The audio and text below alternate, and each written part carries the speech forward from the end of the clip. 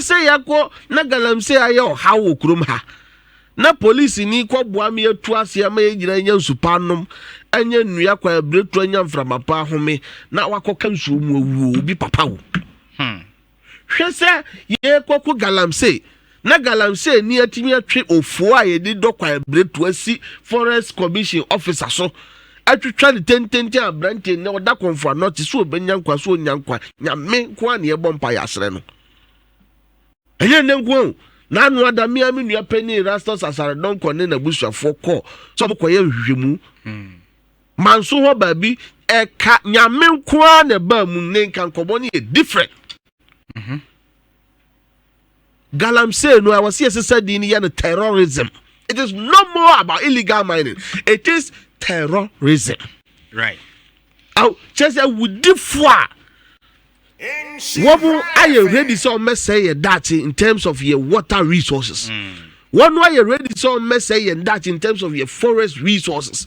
One way you ready say even your arable land the kura don't you dear you no say no. And then you almost say ready so we must take this fight seriously. Right. And we must invite all hands on deck. Right. And I am there. I am there.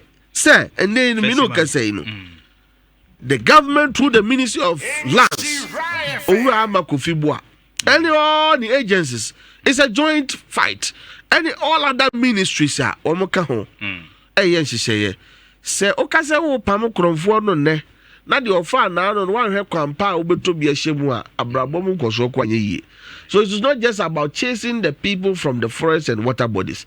It is about conscious effort to the omadi can say atwam no kura ne betimi asankra ne mani.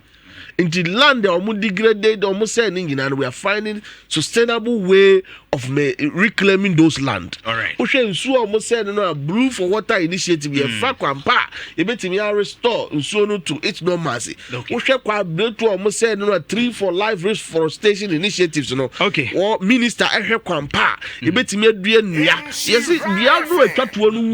Nipa can you be when you're yeah, when the last tree dies. That, what yeah.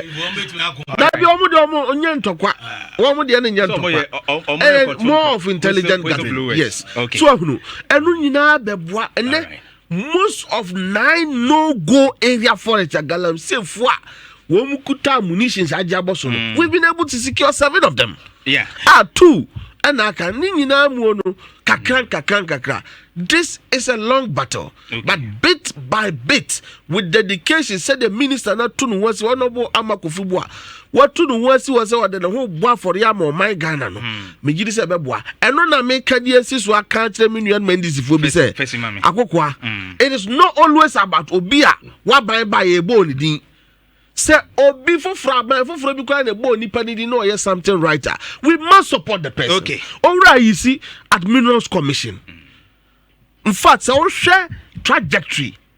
And Puntuan since he became the Minerals Commissioner. Menya sure say in our past glories he nyasa nhihye be.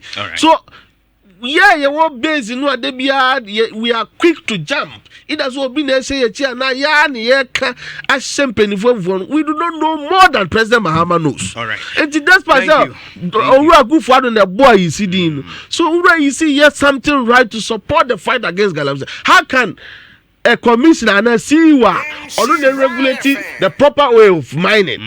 Who would illegal mining because in the first place say illegal mining. Who regulate what is illegal? Okay. But what you man that boy buy you fast well you bring your friend no mudia. Yeah, you want from to end this for you born as you so nasne, you so ministers ne, you so all parties asne.